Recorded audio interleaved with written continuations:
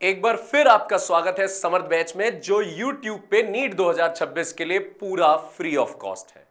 मैं आपका physics mentor Shashank Sharma, जिसे प्यार से आप बोलते हो शैंकी भैया, आपका स्वागत करता हूं आज की क्लास फ्रिक्शन में।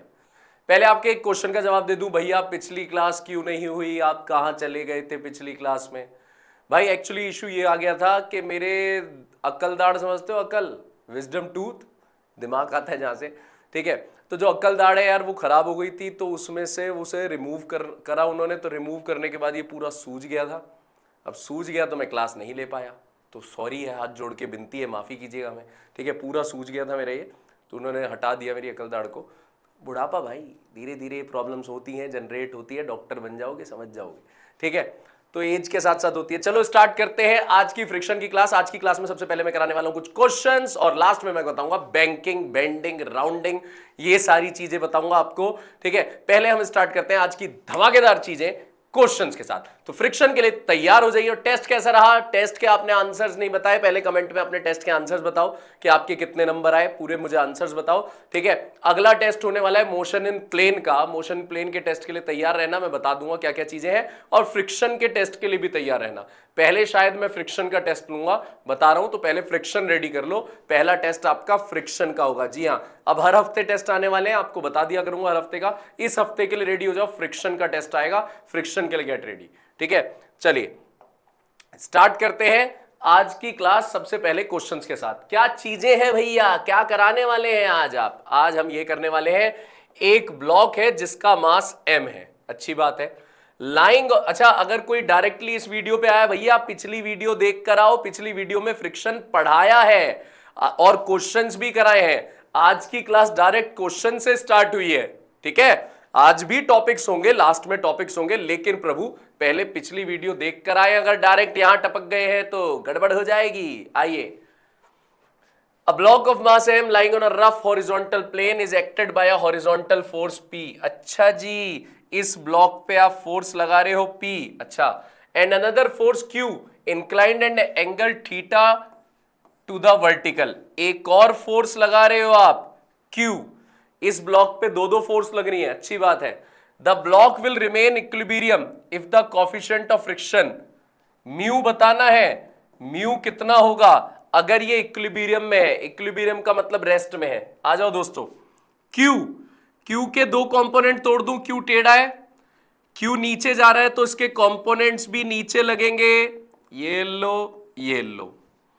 एंगल के साथ वाला होता है कॉस थीटा, एंगल के सामने वाला होता है साइन थीटा, अच्छी बात है। तो भैया इस ब्लॉक पे एक फोर्स तो लग रही है P, ठीक है, और एक फोर्स लग रही है Q sine theta, Q sine theta, और एक लग रही है Q कॉस थीटा नीचे की तरफ, Q कॉस थीटा नीचे की तरफ, और एक mg नीचे की तरफ होगा, mg, और एक नॉर्मल फोर्स लग रही होगी, सरफेस लगाता है बॉडी पर परपेंडिकुलर, पिछली क्लास में बताई थी। तो R आ गया इस तरफ, और अगर बॉडी आगे जा रही है तो फ्रिक्शन कहां लग रहा होगा? पीछे। ओहो भैया, आपने तो पूरा फ्री बॉडी डायग्राम बना के रख दिया। कुछ नहीं करा, सिर्फ एक फोर्स जो हमारे पास Q टेढ़ी थी उसके कंपोनेंट्स तोड़ दिए। कंपोनेंट्स तोड़ते ही हॉरिजॉन्टल वालों को हॉरिजॉन्टल में सेट कर दिया, वर्टिकल वालों को वर्टिकल में। भैया ये मूव नहीं करना चाहिए, इक्विलिब्रियम। इक्विलिब्रियम का मतलब आमने सामने वाली फोर्सेस बराबर। तो R किसके बराबर होगा? R बराबर होगा Q cos theta plus mg के, आमने बराबर सामने, ठीक है। और भैया ये ऐसे मूव नहीं कर रहा, यानी इधर वाली फोर्स और इधर वाली फोर्स दोनों बराबर होंगी, दोनों बराबर, यानी Q sine theta plus P is equals to बराबर फ्रिक्शन के होगा। जी जनाब, फ्रिक्शन का फॉर्मूला क्या होता है भैया? फ्रिक्शन का फॉर्मूला हमें याद है, म्यू आर। आर की वैल्यू भैया यहां रख दीजिए, बिल्कुल रख देते हैं, Q sine theta plus P, R की वैल्यू है Q cos theta plus mg। भैया म्यू तो आ गया, ये पूरा कहां चला जाएगा? डिनोमिनेटर में। Q sine theta plus P upon Q cos theta plus M G, ये वैल्यू म्यू की आ गई। समझ में आया मेरे बच्चों को? बिल्कुल भैया, बिल्कुल समझ में आ गया हमें कि आपने आर ऊपर बनाया, एम जी नीचे बनाया, और इस क्यू के दो कंपोनेंट जो तोड़े हैं वो दिखा दिया आपने, ठीक है। और उसके बाद आमने सामने वाली फोर्सेस बराबर रख दी। मजा आ रहा है? हो, एंजॉय कर रहे हो? मजा आ रहा है? करते रहो। सिलेक्शन की तरफ बढ़ते जा रहे हैं, फ्रिक्शन के पास पहुंच चुके हैं, फ्रिक्शन एंड होने वाला है। उसके बाद हम कहां बढ़ेंगे? Work energy power. छोटे चैप्टर में जल्दी खत्म करेंगे। अब जल्दी जल्दी चैप्टर्स होंगे, देखते जाओ, फटाफट तैयारी रखो, अपना मिशन पूरा करेंगे। दिसंबर में आपसे बोला था, नवंबर एंड दिसंबर स्टार्टिंग में खत्म कोर्स खत्म करके देंगे पूरा, और उसके बाद और रिवीजन स्टार्ट हो जाएगी। The rear side of truck is open.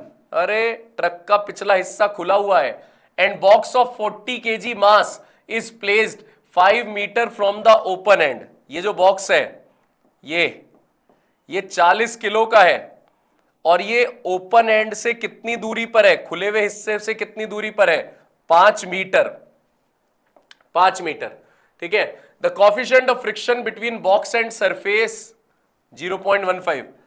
Box और सरफेस का कॉफिशिएंट ऑफ फ्रिक्शन है 0.15। On a straight road the truck start from rest. Rest से चलना स्टार्ट किया इस ट्रक ने, 0 से, ठीक है। क्या क्या चाह रहा है? बहुत सारा करा दिया। Accelerate with 2 metre per second square. Acceleration है 2 metre per second square. At what distance from the starting point. Starting point से कितनी दूरी पर does the box fall off the truck.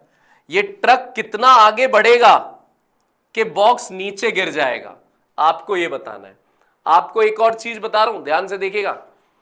जब ये ट्रक आगे बढ़ेगा तो ये बॉक्स पीछे खिसकना स्टार्ट करेगा, ठीक है। ये जब ट्रक आगे बढ़ेगा तो ये बॉक्स पीछे खिसकना स्टार्ट करेगा। आपको बताना है जब ये खिसकते खिसकते खिसकते खिसकते डुबुक नीचे गिर जाएगा, जिस टाइम पर, उस टाइम तक ट्रक कितना आगे पहुंच चुका है। तो क्यों ना एक काम करूं, पहले ये निकाल लूं कि कितने टाइम में ये बॉक्स नीचे गिरेगा, ठीक है। भाई बॉक्स पे पीछे गिरने वाली फोर्स तो लग रही है बॉक्स पे ma, और बॉक्स को पीछे गिरने से रोक रही है फ्रिक्शन। बॉक्स को पीछे गिरने से कौन रोक रही है? फ्रिक्शन। तो बॉक्स पे नेट फोर्स लग रही है ma माइनस फ्रिक्शन। देखते रहे ना भाई, ma minus friction. ma friction की जगह रख दिया म्यू आर। आर लग रहा है ऊपर की तरफ और बॉक्स का mg लग रहा है नीचे, तो आर बराबर mg के है। आर बराबर mg। सीखते जाओ आराम आराम से। और अगर डायरेक्ट पिछली वीडियो बिना देखे आ गए हो तो भैया पिछली वीडियो देख लो, खराब हो जाएगी ये class. Mass common a minus mu g. Mass कितना है बॉक्स का? 40। एक्सेलरेशन जितना ट्रक का है उतना ही सूडो फोर्स की वजह से, विपरीत फोर्स की वजह से उतना ही एक्सेलरेशन मिल रहा होगा बॉक्स को। तो बॉक्स का एक्सेलरेशन कितना है? 2। म्यू कितना है अपने पास?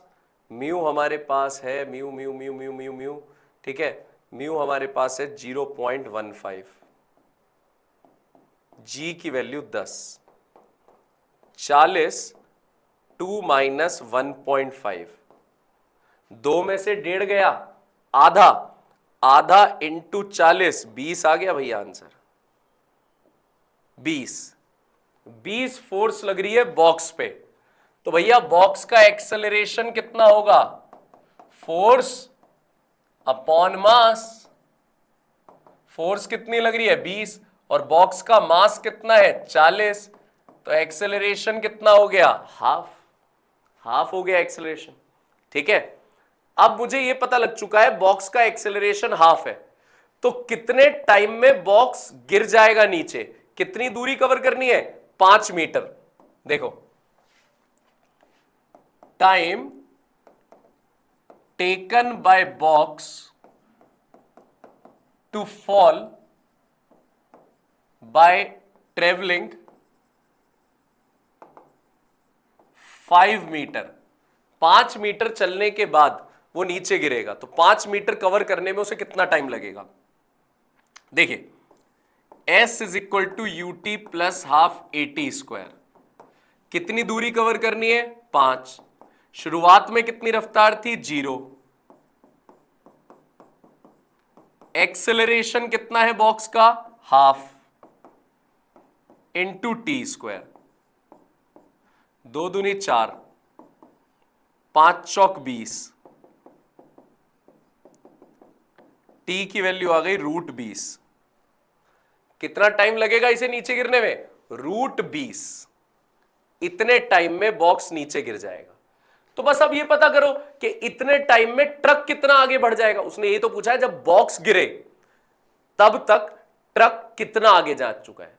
तो बॉक्स गिरता है √20 सेकंड में, तो इतने टाइम में ट्रक कितना चल गया?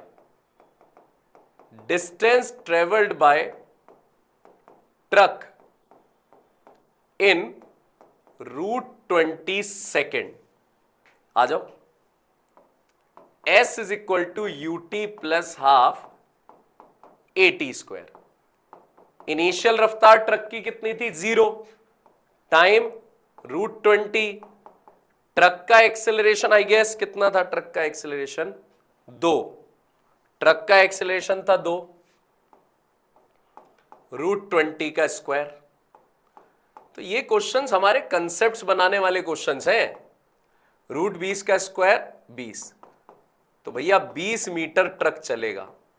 जितनी देर में ट्रक 20 मीटर चलेगा उतनी देर में बॉक्स मात्र 5 मीटर चलकर नीचे गिर जाएगा। समझे क्या भैया?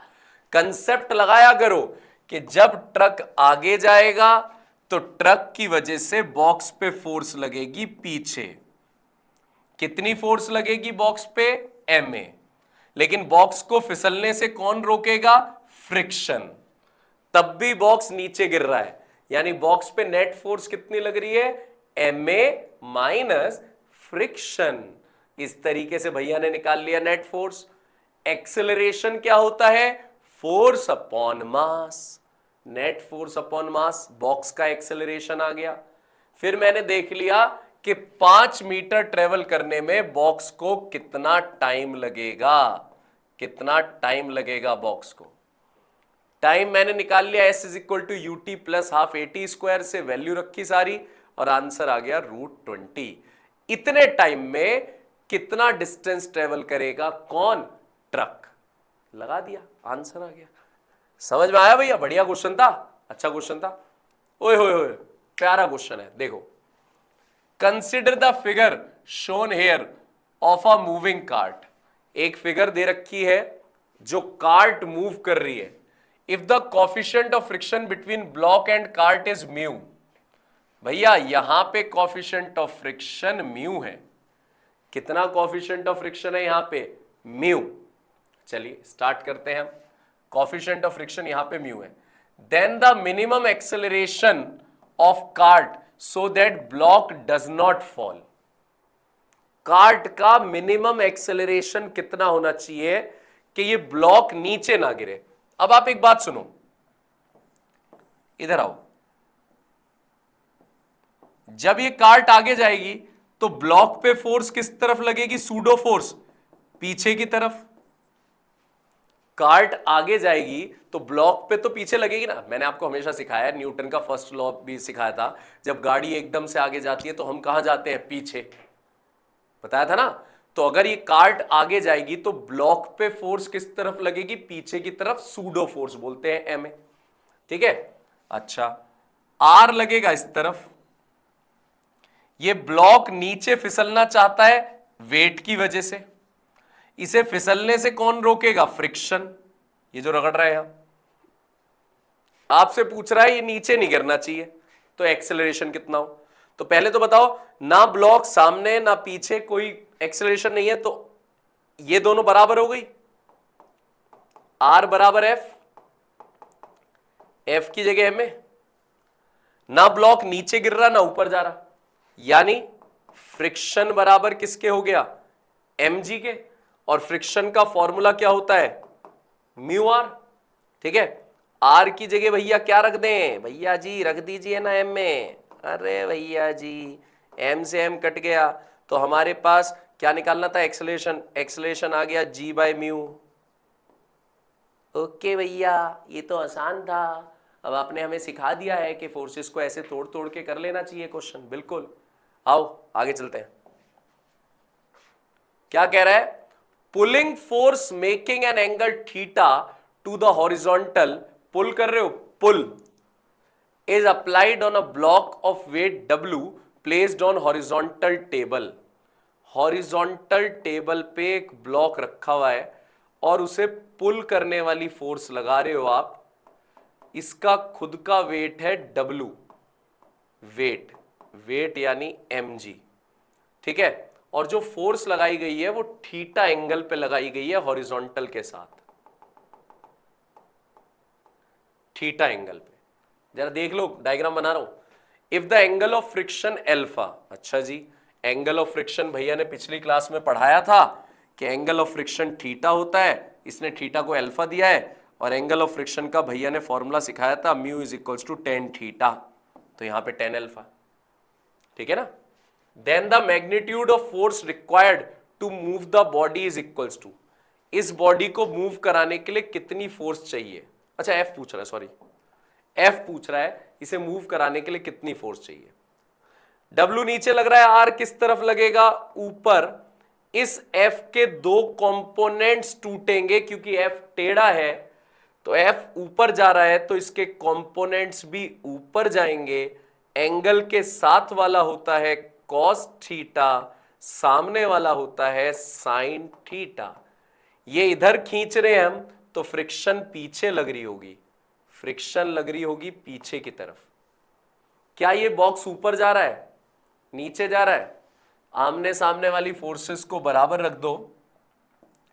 ऊपर लग रही है R plus F sine theta, R plus F sine theta, और नीचे लग रही है डब्ल्यू। तो आर की वैल्यू आ गई W minus F sine theta. Done. उसने पूछा है कि कितनी फोर्स आपको रिक्वायर्ड है इसे मूव कराने के लिए। अभी एक्सेलरेशन के लिए नहीं बोला उसने, एक्सेलरेशन नहीं, सिर्फ मूव कराना है। एक्सेलरेशन की बात नहीं है, सिर्फ मूव कराना है। तो इसका मतलब जब एक्सेलरेशन नहीं है तो आमने सामने वाली फोर्स बराबर, यानी फ्रिक्शन बराबर हो जाएगी एफ कॉस थीटा के। फ्रिक्शन बराबर किसके हो जाएगी? F cos theta. फ्रिक्शन का formula mu R, mu R बराबर किसके हो जाएगा? F cos theta. आर की जगह यहां पे आप रख दें W minus F sine theta is equals to F cos theta. क्या आ गया फिर? चलो, हमें निकालना क्या था? हमें एफ निकालना है। तो W, mu W minus mu F sine theta is equals to F cos theta. F वालों को एक तरफ कर दो, F cos theta plus mu F sine theta is equals to mu W. Mu W F आपने common ले लिया, cos theta plus mu sine theta, cos theta plus mu sine theta. F हमें निकालना है, ये पूरा नीचे चला जाएगा तो हमारे पास एफ आ गया mu W upon cos theta plus mu sine theta. ये हमारे पास आंसर आ गया म्यू डब्ल्यू। अच्छा, और म्यू की जगह हम लिख सकते हैं टेन अल्फा, क्योंकि आंसर इसी फॉर्म में है। म्यू की जगह रख सकते हैं हम टेन अल्फा, तो यहां भी टेन अल्फा आएगा, यहां भी टेन अल्फा, क्योंकि ऑप्शंस उस फॉर्म में है। एक मिनट, म्यू हमारा लास्ट आंसर आया था mu W upon cos theta plus mu sine theta, cos theta, cos alpha बोल दूं इसे, plus mu sine alpha. Alpha है ना सारी चीजें, यहां पे हमारे पास थीटा ही है, थीटा ही है, थीटा ही है, थीटा और थीटा, थीटा। डब्ल्यू की जगह tan alpha, cos theta, mu की जगह डब्लू की जगह लिख दिया मैंने गलत, sorry sorry sorry sorry sorry sorry please, माफी दे दीजिएगा मालिक, गड़बड़ हो गया है। म्यू की जगह 10 alpha W cos theta, mu की जगह 10 अल्फा साइन थीटा। भैया अब क्या करोगे आंसर लाने के लिए, देखते जाइए अब क्या करने वाले हैं भैया जी। बहुत ही अच्छा क्वेश्चन रहा भैया जी। 10 अल्फा को लिख सकते हैं sine alpha upon cos alpha, लिख सकते हैं भैया? हाँ भैया लिख सकते हो। अब क्या करोगे भैया, देखते जाइए भैया क्या करेंगे। 10 अल्फा को लिख रहे हैं sine alpha upon cos alpha, साथ में डब्लू, नीचे एलसीएम ले रहे हैं कॉस अल्फा, कॉस अल्फा तो कॉस अल्फा ऊपर मल्टीप्लाई में चला गया, cos alpha cos theta sine alpha sine theta, cos से कॉस कैंसिल हो गया, कॉस से कॉस कैंसिल हो गया, F is equals to W sine alpha upon cos alpha cos theta plus sine alpha sine theta.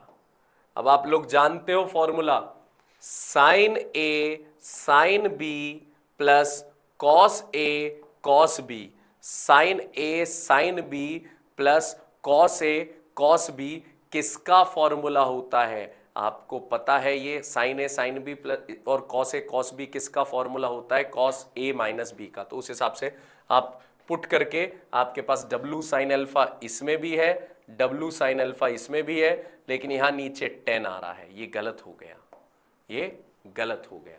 10 नहीं आना चाहिए था नीचे, नीचे क्या आना चाहिए था? साइन, ये रहा, ऊपर आना चाहिए था साइन, और यहां क्या आ रहा है? यहां आ रहा है साइन, इसमें आ रहा है, तो ये दोनों तो गलत ही हो गए।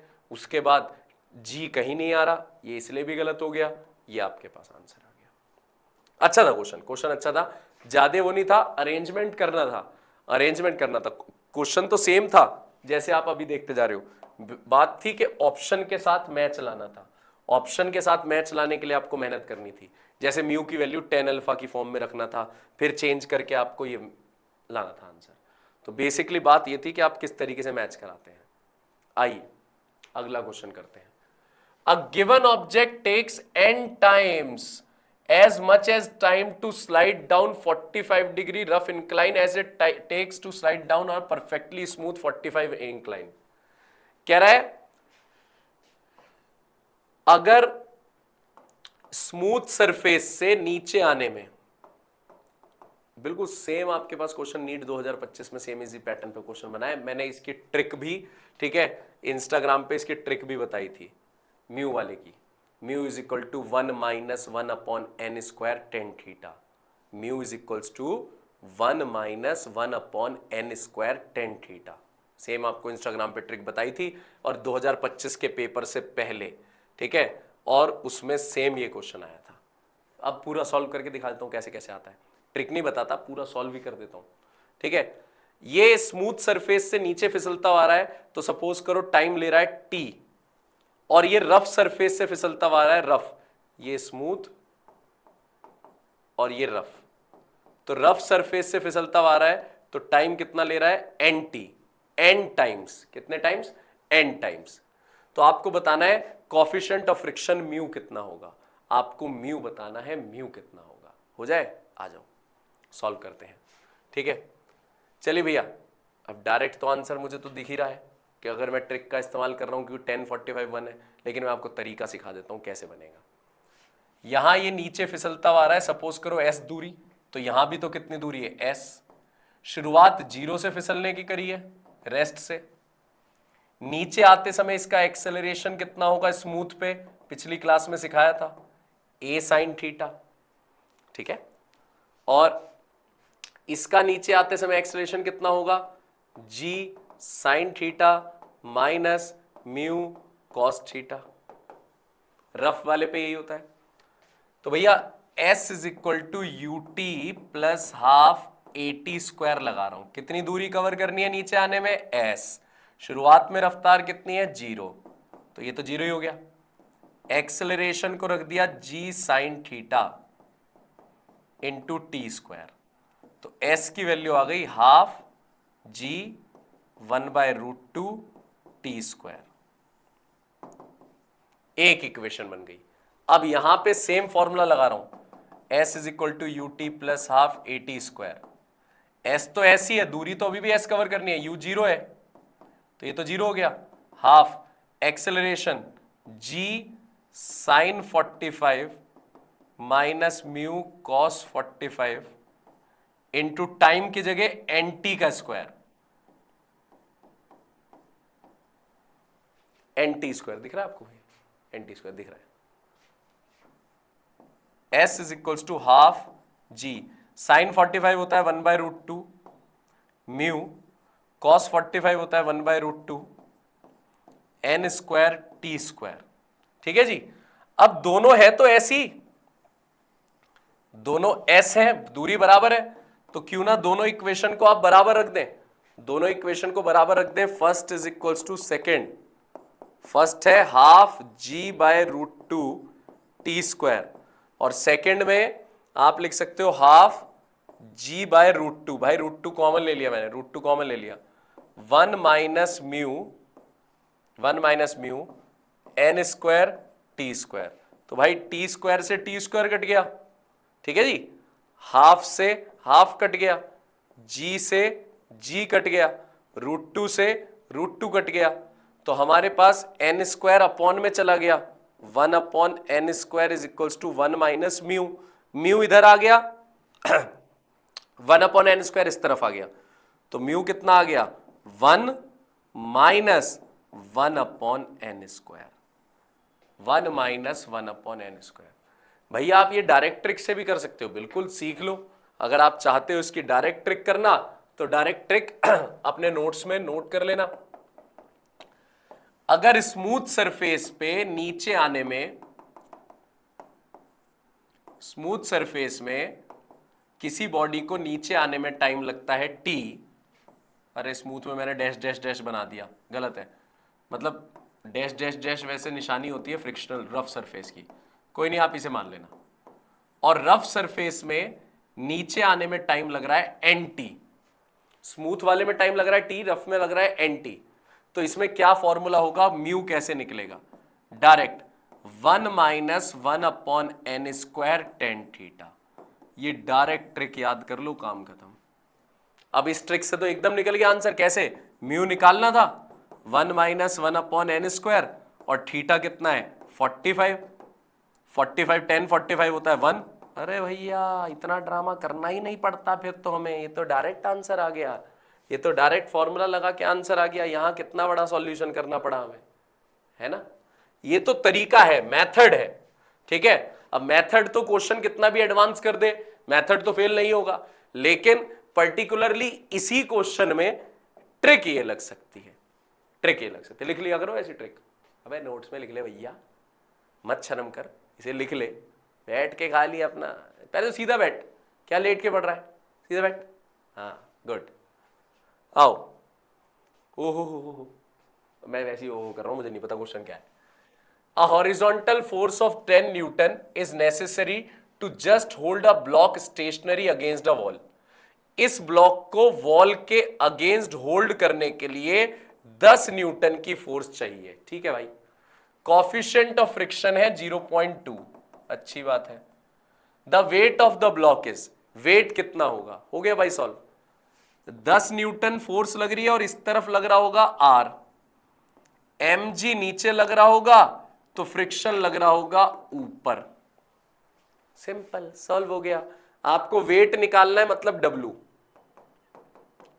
वेट, तो भैया R तो बराबर आ गया 10 न्यूटन के आमने सामने, और फ्रिक्शन बराबर आ गया W के, और फ्रिक्शन को लिख सकते हैं म्यू R, और म्यू की वैल्यू है 0.2 और R की वैल्यू है 10। लो भैया आंसर 2 आ गया, तो सिंपल था क्वेश्चन, सिंपल क्वेश्चन। चलो नेक्स्ट पे चलते हैं, देखो क्या क्वेश्चन है। Block of mass 50 kg can slide on a rough horizontal surface. अच्छा, हॉरिजॉन्टल सरफेस है रफ, उस पे ब्लॉक है 50 kg का, अच्छा अच्छा 50 केजी का ब्लॉक है रफ सरफेस पे, ठीक है। कॉफिशिएंट ऑफ फ्रिक्शन है 0.6, ये रहा।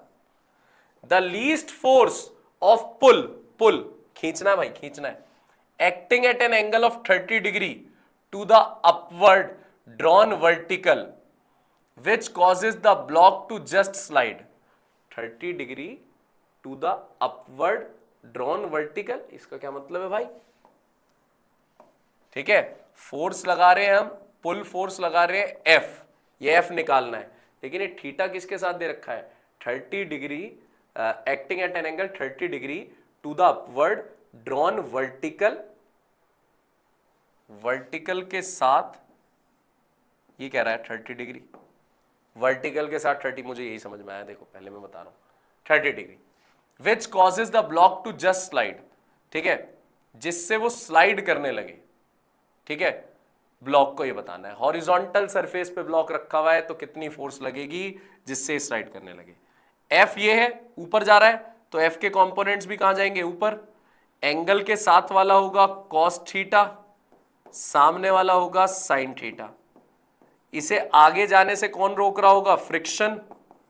आर लग रहा होगा ऊपर, mg लग रहा होगा नीचे।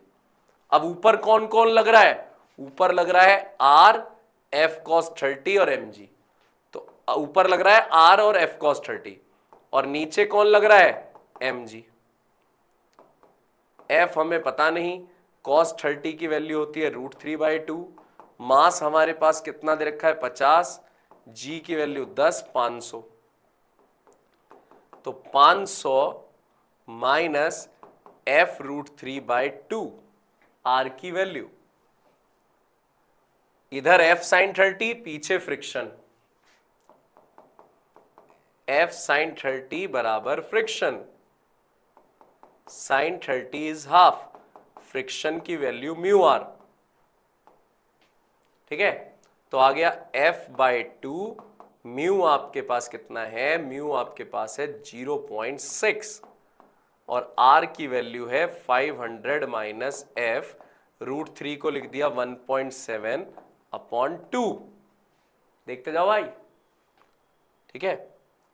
F/2, 0.6 500 से मल्टीप्लाई होगा, ये हट गया, ये हट गया, 300 आ गया, ठीक है जी, 300 ही आएगा ना, पॉइंट हटते ही ये हट गया, 6 पंजे 30, 300 माइनस 0.6, ठीक है, इंटू 1.7/2, 0.3, ठीक है, 17×3 = 51, ठीक है। एफ ये है, तो F/2 और plus 0.51 F is equals to 300। तो भाई F/2 मतलब के 0.5 और 0.5, 0.5 और 0.5 लगभग एफ आ गया, एफ लगभग आ गया 300। तो 300 की लपेट में जितना मैंने कैरी फॉरवर्ड करा है, तो उसके सबसे नियर बाय कौन सा बैठ रहा है? 294.3 न्यूटन। क्यों? क्योंकि मैंने एफ की पूरी वैल्यू नहीं ली ना, एफ की वैल्यू होती है 1.732, मतलब इसकी √3 की वैल्यू 1.732। अगर मैं इसकी पूरी वैल्यू रखता तो वो पूरा अपना उसी हिसाब से आंसर आता, क्योंकि फिर ये पूरा बढ़ जाता है, एफ बढ़ जाता 1 से ज्यादा, क्योंकि यहां भी ज्यादा बचता, फिर 0.5 ज्यादा, फिर वो डिवाइड होता, तो वो लगभग 294.3 के आसपास आ जाता। लेकिन इतनी कैलकुलेशन को इजी करने के लिए आपको करना पड़ेगा भाई इतना सब कुछ, कि आप इतना इतना शॉर्ट में ले, नियर बाय वाला आंसर उसके लगाएं, क्योंकि ऐसी किस्मत हर बार नहीं होती ना कि ऐसे लिख के दे दे कोई, वाह वाह भाई वाह, डायरेक्ट मल्टीप्लाई लिख के दे रखा है। आओ क्या क्वेश्चन है? बॉडी ऑफ मास 100 ग्राम, 100 ग्राम की बॉडी है, 1000 से डिवाइड कर दो, 0.1 kg आ गया। इस sliding from an inclined plane of inclination theta, ढलान पे से फिसलती हुई आ रही है body. What is the frictional force experienced if mu 1.7? कितना फ्रिक्शनल फोर्स इस पे लगेगा अगर वो नीचे फिसलती हुई आ रही है? तो फ्रिक्शन फोर्स होता है म्यू आर, और ढलान पे आर होता है, पिछली क्लास में सिखाया था, mg cos theta, mg cos theta. तो म्यू कितना है 1.7, मास कितना है 0.1, ठीक है, और जी की वैल्यू 10 और कॉस 30 है ना एंगल, हाँ कॉस 30 होता है √3/2, कॉस 30 √3/2। तो आंसर आ गया हमारे पास 1.7, इन दोनों की मल्टीप्लाई करके 1 आ गया, पॉइंट हटते ही खत्म, √3/2, 1.7 √3/2, 1.7 √3/2, बी ऑप्शन। बताओ, डायरेक्टली लिखा हुआ आ गया था। चलिए अगला क्वेश्चन करते हैं। A block of mass 2 kg rest on rough inclined plane making 30 degree with the horizontal, ठीक है, इंक्लाइंड प्लेन जो हॉरिजॉन्टल से 30 डिग्री पर है उस पे एक ब्लॉक रखा हुआ है 2 kg का, ठीक है। The coefficient of static friction between block and plane is 0.7, static friction है भैया 0.7, the friction force on the block is, रुक जाना, ब्लॉक पे फ्रिक्शन फोर्स, पहली बात स्टैटिक फ्रिक्शन की बात कर रहा है, पहले मैं ये देख रहा हूं कि इस ब्लॉक को चलाने के लिए मिनिमम कितनी फोर्स चाहिए होगी, फोर्स जिससे कि ब्लॉक चल पाए, ब्लॉक को चलाने के लिए मिनिमम फोर्स चाहिए होगी mu R static, mu static, और ढलान पे बॉडी रखी है तो आर की जगह mg cos theta, mg cos theta. Static का म्यू कितना है 0.7, मास कितना है ब्लॉक का 2 किलो, जी की वैल्यू कितनी है भैया, जी है 10, cos 30 होता है √3/2, पॉइंट हटते ही ये गया, 2 से 2 गया, 7 × 1.7, ठीक है, 11.9 न्यूटन की फोर्स चाहिए ही चाहिए इस बॉक्स को चलाने के लिए, इतनी फोर्स चाहिए।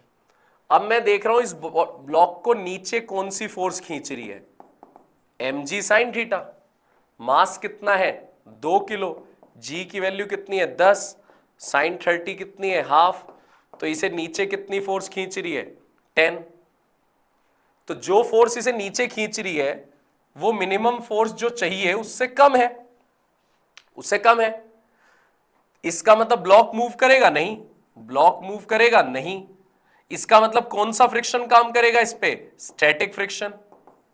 कौन सा फ्रिक्शन काम करेगा, स्टैटिक। और हमने पढ़ा था पिछली क्लास में कि स्टैटिक फ्रिक्शन की जो वैल्यू होती है वो एग्जैक्ट बराबर होती है जितनी फोर्स अप्लाइड है। तो फोर्स जो इस पे अप्लाई हो रही है नीचे लाने के लिए वो अप्लाई हो रही है mg sin theta. Static friction की वैल्यू होती है अप्लाइड फोर्स के बराबर, और अप्लाइड फोर्स इस पे है mg sin थीटा, और mg sin थीटा की वैल्यू कितनी आई है 10, mg sin थीटा की वैल्यू कितनी आई है 10 मतलब 9.8, तो ये स्टैटिक फ्रिक्शन हो गया। ऐसे क्वेश्चन अच्छा था, ये क्वेश्चन अच्छा था। पहले मैंने पिछली क्लास में जो सिखाया था वही अप्लाई किया है, ठीक है। पिछली क्लास में मैंने आपको सिखाया था कि पहले स्टैटिक फ्रिक्शन से हम क्या निकालते हैं, कितनी मिनिमम फोर्स की जरूरत पड़ेगी ब्लॉक को चलाने के लिए। पिछली क्लास में भी सिखाया था, पहला क्वेश्चन यही था कि किसी भी ब्लॉक को चलाने के लिए मिनिमम कितनी फोर्स की जरूरत पड़ती है, वो निकलती है म्यू स्टैटिक से, म्यू स्टैटिक से। तो मुझे 11.9 लगभग 12 न्यूटन के फोर्स की जरूरत है, लेकिन उसे चलाने के लिए फोर्स कितनी लग रही है, mg sin थीटा मतलब 10 न्यूटन, 10 न्यूटन लग रही है और चलाने के लिए चाहिए 12 न्यूटन, तो क्या वो चलेगा ना, बिल्कुल नहीं चलेगा, बिल्कुल नहीं चलेगा। मतलब कौन सा फ्रिक्शन हो गया, स्टैटिक, और स्टैटिक फ्रिक्शन हो गया तो स्टैटिक फ्रिक्शन की वैल्यू किसके बराबर होती है, अप्लाइड फोर्स के, mg sin थीटा के। आंसर आ गया, ये था कंसेप्ट। आइए नीट 2013 का क्वेश्चन करते हैं, आओ। Upper half of an inclined plane, बहुत बढ़िया क्वेश्चन है, बहुत ही बढ़िया। Upper half of an inclined plane of inclination theta is perfectly smooth while lower half is rough. भाई ऊपर वाला हाफ जो है वो तो स्मूथ है और लोअर वाला हाफ जो है वो रफ है। मतलब ये इंक्लाइंड प्लेन है, इसका आधा हिस्सा तो स्मूथ है और आधा हिस्सा रफ है।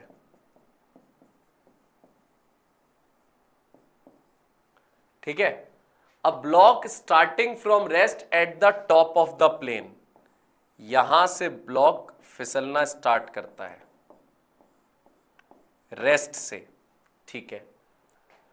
Will again come to rest at bottom, bottom में पहुंच के वो फिर से रुक जाता है, मतलब फाइनल वेलोसिटी भी उसकी क्या हो जाती है, 0। ठीक है। If the coefficient of friction between block and lower half of the plane is given by, mu निकालना है, म्यू।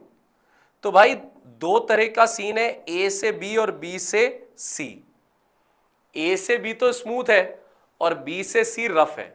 आओ पहले ए से बी का वास्तु बनाते हैं। ए से बी वास्तु, क्या क्या पता है हमें इस वास्तु में रख देते हैं। इनिशियल रफ्तार पता है 0, फाइनल रफ्तार हमको नहीं पता, बी पे पहुंच के कितनी हो जाएगी। एक्सेलरेशन स्मूथ है तो कितना रहेगा, जी साइन थीटा। दूरी एस मान लेता हूं, दोनों आधे आधे हैं तो इसे भी एस मान लेता हूं, इसे भी एस मान लूंगा। टाइम पता नहीं, तो भैया पहले v निकाल देता हूं। v क्या आएगा, v square minus u square is equals to 2as। v निकालना है, u की जगह 0, एक्सेलरेशन की जगह g साइन थीटा, दूरी की जगह s, तो v स्क्वायर आ गया 2g साइन थीटा s। ये लो भाई v स्क्वायर आ गया। अब आओ, अब आते हैं हम b से c में। b से c में वास्तु बना देते हैं।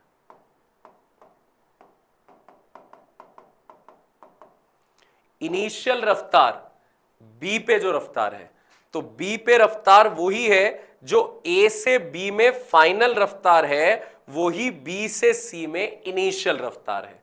तो इनिशियल रफ्तार हो गई √2g sine theta s, √2g sine theta s, square था ना, रूट आ गया। फाइनल रफ्तार है 0। एक्सेलरेशन, रफ पे एक्सेलरेशन क्या होता है, पिछली क्लास में सिखाया था, g sign theta minus mu cos theta. Smooth में होता है g साइन थीटा और रफ में होता है g sign theta minus mu cos theta. दूरी कितनी है, s।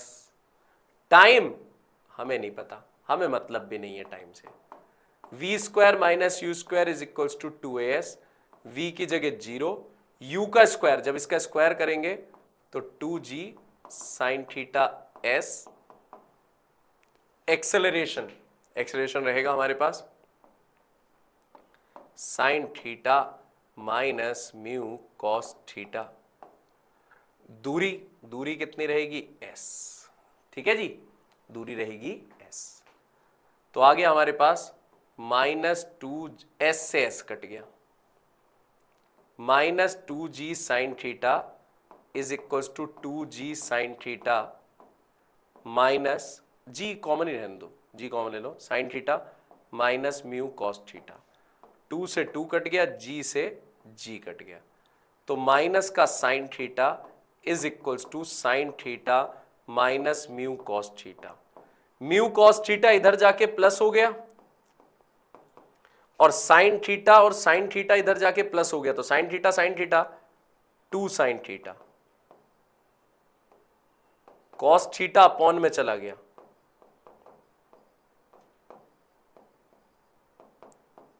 Sign upon cos tan theta. तो हमारे पास आ गया आंसर, म्यू की वैल्यू 2 tan थीटा, म्यू की वैल्यू आ गई 2 tan theta. Next question, AIPMT 2014 all India pre medical test 2014 क्या कह रहा है ये, system consist of 3 masses M1 M2 M3 connected by a string passes over पुली। ठीक है, पुली से ये जा रही है, 3 masses हैं, जरा थोड़ा ढंग से बता दूं, ये M1 है, ये M2 है, ये M3 है। अब ढंग से दिख रहे होंगे आपको। ठीक है, Hang freely M2 M3 are on a rough horizontal table. Coefficient of friction mu है, अच्छी बात है भैया, रफ टेबल पे coefficient of friction mu है. The pulley is frictionless and of negligible mass. The downward acceleration of M1 is. Downward acceleration बताना है और तीनों के masses बराबर हैं. M1 बराबर M2 बराबर M3 बराबर M. डाउनवर्ड एक्सेलरेशन आपको बताना है. क्या सिखाया था एक्सेलरेशन का formula? Driving force minus opposing force upon total mass. Driving force भैया कौन नीचे खींच रहा है? भैया इसे नीचे खींच रहा है mg. mg और नीचे जाने से रोक कौन रहा है? फ्रिक्शन. कौन नीचे जाने से फ्रिक्शन रोक रहा है? फ्रिक्शन. Opposing force friction. किस किस का? 2 और 3 का. 2 और 3 का friction upon total mass m plus m plus m. 3 मास है ना भाई. फ्रिक्शन का formula mu r upon 3m. r की जगह क्या लिख सकता हूं? r ऊपर लग रहा है, mg नीचे लग रहा है, तो 2mg लिख सकता हूं ना भाई. दो दो मास है. 2mg. mg common 1 minus 2 mu upon 3m. m से m cancel. g by 3 1 minus 2 mu. g by 3 1 minus 2 mu. C option. ठीक है भैया. ये क्वेश्चन था हमारे पास 2014 का क्वेश्चन. चलिए नेक्स्ट क्वेश्चन पे चलते हैं. ओहो, all India pre medical test एक और क्वेश्चन आ गया भैया 2015 का. Block A of mass m1 rest on horizontal table. ठीक है. A light string connected to it passes over a frictionless pulley at the edge of table. From its other end another block B of mass m2 is suspended. भाई ये कह रहा है कि एक table है, उस पे ब्लॉक है जिसका मास है m1, उससे एक रस्सी जा रही है जो टेबल के कॉर्नर पे पुली लगा हुआ है उससे अटैच्ड है, और दूसरे सिरे पर एक मास m2 सस्पेंड कर रहा है, मतलब लटक रहा है. ये कहना चाह रहा है. The coefficient of kinetic friction between block and table is mu k. अच्छी बात है. When the block is sliding on the table, the tension in the string is. Tension निकालनी है भैया. निकालते हैं भैया. सबसे पहले मैं निकाल रहा हूं इसमें भाई acceleration. Driving force m2g minus opposing force friction. भाई खींच रहा है इसे m2g और नीचे जाने से रोक कौन रहा है? फ्रिक्शन. ठीक है. Upon total mass m1 plus m2. m2g minus friction mu r. Mu r. g common ले लेता हूं. m2 minus mu m1 upon m1 plus m2. भाई ये तो a आया है, एक्सेलरेशन. ध्यान दीजिएगा भैया, अभी तो हम किस पे पहुंचे हैं? एक्सेलरेशन पे. अब क्या करें? अभी टेंशन निकालना बाकी है. आओ निकलवाते हैं टेंशन. मास से दूर टेंशन. ये बॉडी नीचे जा रही है, एक्सेलरेशन नीचे है. अब देखो क्या बनाऊं. जिस तरफ एक्सेलरेशन होता है उसे प्लस, यही सिखाया. जिस तरफ एक्सेलरेशन होता है उसे प्लस, अपोजिट वाले को माइनस, बराबर है में. तो टी आ गया अपने पास. T is equals to, T इधर ले गया, m2a इधर, m2g minus m2a. m2g minus m2a. ठीक है. अब वैल्यू रख दो भाई. T is equals to m2g m2a. a की जगह क्या लिख सकते हैं? ये पूरा g m2 minus mu m1 upon m1 plus m2. अरे भाई इसे खोलना भी पड़ेगा. हम तो सोच रहे थे भैया इसे ही हो जाएगा, ये तो खोलना पड़ेगा. चलिए खोलते हैं. m1 प्लस m2 एलसीएम ले लेंगे. m1 प्लस m2 एलसीएम ले लिया और ये m2g के साथ ये पूरा मल्टीप्लाई हो जाएगा, m2g के साथ m1 प्लस m2 को मल्टीप्लाई कर देंगे, m2g के साथ m1 प्लस m2 को मल्टीप्लाई कर देंगे, और क्या बच रहा है, minus m2g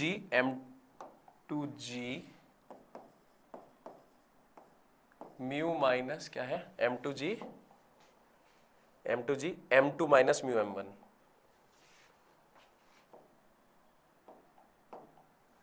m2 minus mu m1, ये लो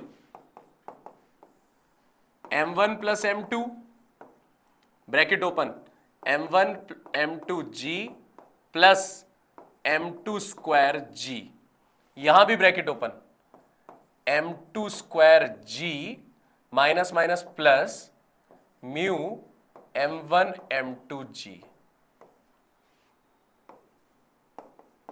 भैया m1 m2g कॉमन आ जाएगा, 1 plus mu m1 plus m2। अब ढूंढो answer, m1 m2g 1 plus mu m1 plus m2। देखो भाई m1 m2g इसमें भी है और इसमें भी है, 1 plus mu m1 plus m2, m1 m2g 1 plus mu और m1 plus m2, m1 m2g 1 plus mu m1 plus m2। ठीक है भैया, आ रहा है समझ, टाइम बचा रहे हैं, लगातार पढ़ते जा रहे हैं, जहां बोरो रोक लो वीडियो, उसके बाद करते जाओ, टाइम पास नहीं करूंगा, टाइम कम है तुम्हारे पास पढ़ने के लिए, इसलिए बहुत कुछ है, करते जाओ बस, टाइम बचाओ, पढ़ते जाओ। नीट 2016 का आया हुआ क्वेश्चन, ओहो बैंकिंग अभी बतानी है मेरे को, बैंकिंग पे है तो नीट 2019 का question, a body of mass m is kept on a rough horizontal surface, coefficient of friction mu.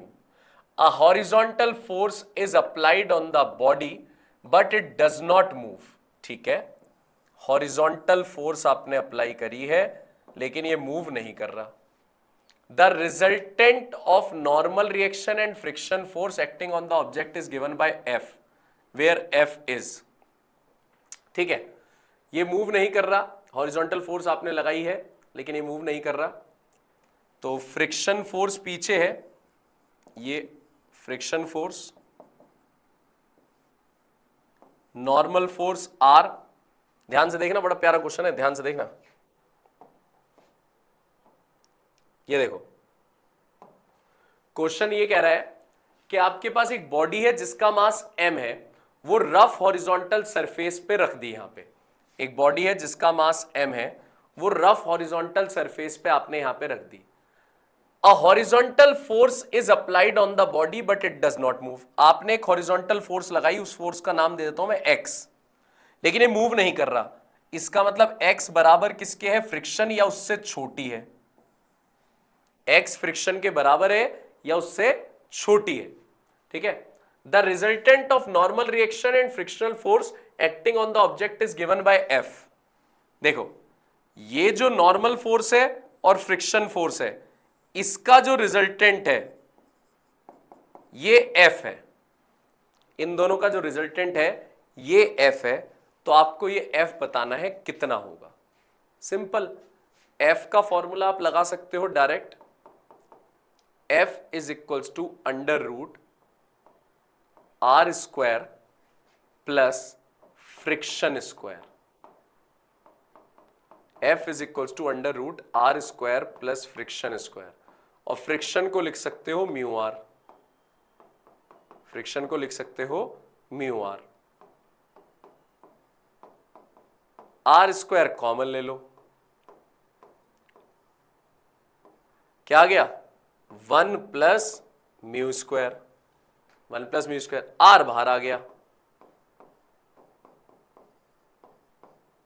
क्या कह रहे हो भैया, R की वैल्यू तो mg के बराबर होती है, बिल्कुल होती है, क्योंकि R ऊपर लग रहा है mg नीचे, R की वैल्यू किसके बराबर होती है, mg के,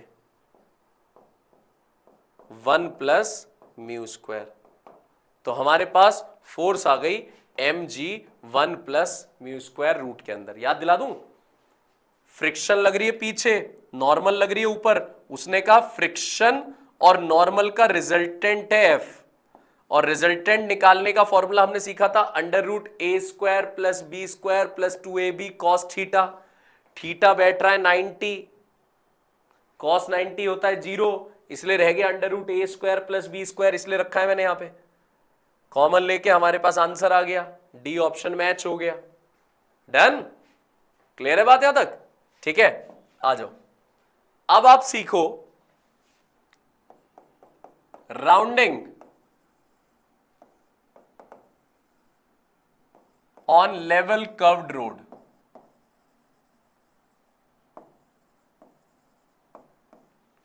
ये एक रोड है, इस रोड पे आप अपनी गाड़ी चला रहे हैं और मुड़ रहे हैं। इस रोड पे आप इस तरीके से मुड़ रहे हैं, इस तरीके से लेवल रोड पे। तो आपसे पूछ रहा है कितनी रफ्तार से आप गाड़ी चलाएं कि गाड़ी फिसले ना। मैक्सिमम आपकी गाड़ी की रफ्तार कितनी होनी चाहिए कि वो टर्न करते समय फिसले ना। जब आप तेजी से गाड़ी चलाते हो और एकदम टर्न काटते हो तो सेंट्रीफ्यूगल फोर्स आपको बाहर खींचती है, सेंट्रीफ्यूगल फोर्स। और सेंट्रीफ्यूगल फोर्स बाहर खींचती है, लेकिन बाहर फिसलने से आपको रोकती है फ्रिक्शन। तो आपकी मैक्सिमम रफ्तार होनी चाहिए जिससे आप फिसलो नहीं, under root mu are g. Maximum इससे ज्यादा रफ्तार नहीं होनी चाहिए, under root mu are g. Mu है कोफिशिएंट ऑफ फ्रिक्शन, आर है रेडियस ऑफ टर्न, लिख देता हूं मैं। म्यू है कोफिशिएंट ऑफ फ्रिक्शन, आर है रेडियस ऑफ टर्न, जो आप टर्न ले रहे हो उसका रेडियस, और जी है एक्सेलरेशन ड्यू टू ग्रेविटी। ठीक है, तो अगर आप गाड़ी रोड पे मोड़ रहे हो तो मैक्सिमम कितनी रफ्तार से आप मोड़ोगे गाड़ी कि गाड़ी फिसले ना, तो डायरेक्ट याद कर लो under root mu are g. और वहीं अगर बैंक्ड रोड होगी,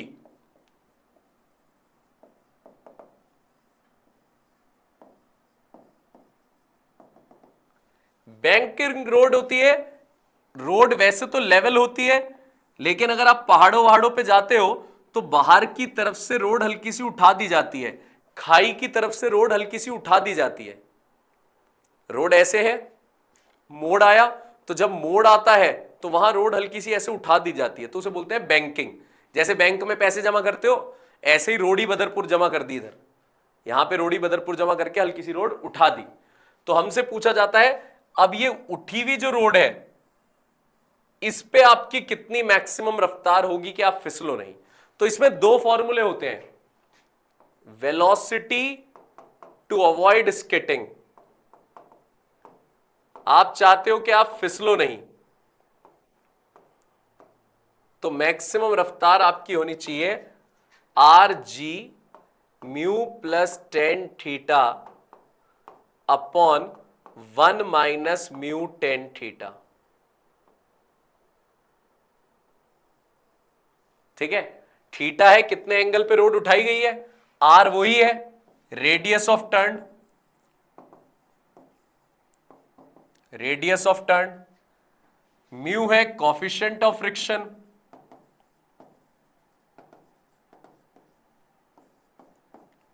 थीटा है एंगल ऑफ बैंकिंग। ठीक है, जी एक्सेलरेशन ड्यू टू ग्रेविटी। इतने एंगल पे रोड उठाई गई है जिससे फिसले नहीं, तो इसे बोलते हैं वेलोसिटी टू अवॉइड स्किटिंग। अगर आप चाहते हो कि फिसले नहीं तो ये एंगल रहना चाहिए। इसी में बैंकिंग में एक और वेलोसिटी होती है, velocity to avoid wear and tear of tyre.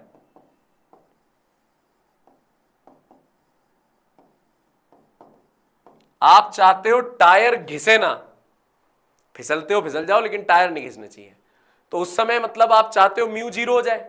क्या जीरो हो जाए? Mu zero. तो उस समय मैक्सिमम रफ्तार आपकी होती है R G ten theta. Mu zero रख देना, म्यू जीरो रखते ही ऊपर टेन थीटा बचा, नीचे 1 माइनस जीरो हो गया। ठीक है, तो ये बन गया आर जी टेन थीटा। तो आपको ध्यान देना है उसकी लैंग्वेज पे कि बैंकिंग में भी दो तरह की रफ्तार होती है। ठीक है, अब पहुंचते हैं क्वेश्चन में। जो हमारा क्वेश्चन था देख लेते हैं, ये रहा क्वेश्चन, नीट 2016 का question. Car is negotiating a curved of radius R, the road is banked at angle theta, the coefficient of friction between tyres of the car and road is mu, the maximum safe velocity, safe velocity मतलब फिसलना नहीं चाहता, तो फिसलना ही नहीं चाहता तो formula आपको सिखाया था आर जी, आर इसने कैपिटल आर दिया है टर्न को, g mu plus tan theta upon 1 minus mu tan theta, mu plus tan theta upon 1 minus mu tan theta. तो कौन सा बैठा भैया, r g mu plus tan theta upon 1 minus mu tan theta, पहला ही option बैठ गया, पहला ही ऑप्शन। ठीक है, तो फ्रिक्शन रिलेटेड कंसेप्ट ये था आपके पास, मैंने आपको फ्रिक्शन रिलेटेड सारी चीजें बता दिया। फ्रिक्शन के टेस्ट के लिए तैयार हो जाइए, सैटरडे को फ्रिक्शन का टेस्ट आएगा, और जल्द से जल्द पहले ये लिखकर बताइए कि आपके कितने मार्क्स आए हैं पिछले टेस्ट में। जो अच्छा लेवल का टेस्ट बनाया था मैंने मोशन स्ट्रेट लाइन, इजी नहीं बनाया था। अब मैं थोड़ा टेस्ट हार्ड बनाऊंगा जिससे आपको पता लगे कौन से क्वेश्चन छोड़ने भी हैं। अब वो नीट का भ्रम हटा दो कि सारे ही क्वेश्चन करने होते हैं, नहीं, जो क्वेश्चन टफ लगे उन्हें छोड़ना भी होता है। तो हर टेस्ट ऐसा बनाऊंगा जिसमें आपके पास थोड़ा टफ लेवल भी रहे, जो आप यहीं पे समझ जाएं। ठीक है, तो 20 क्वेश्चन थे, 80 नंबर का पेपर था। जल्द से जल्द बता दो कितने नंबर आए आपके, और जिन्होंने नहीं किया है जल्दी से कर लो, उसके आंसर की भी आई गई है। और 20 क्वेश्चन खत्म करना 35 से 40 मिनट में बस। भैया आप तो डबल टाइम दे रहे हो, दे रहा हूं, जान के दे रहा हूं, क्योंकि क्वेश्चन पेपर मैंने बनाया है, मुझे पता है कितने दिन है उसमें टाइम। ठीक है, फटाफट से जल्दी से आंसर बता दीजिए कितने नंबर आए हैं आपके उसमें, और पढ़ते रहिए, बहुत ध्यान रखिए अपना, खूब पढ़ते रहिए, और कमेंट में बिल्कुल भी कंजूसी ना करें, खूब सारा कमेंट में अच्छा चलिए। बाय, टेस्ट दे देना।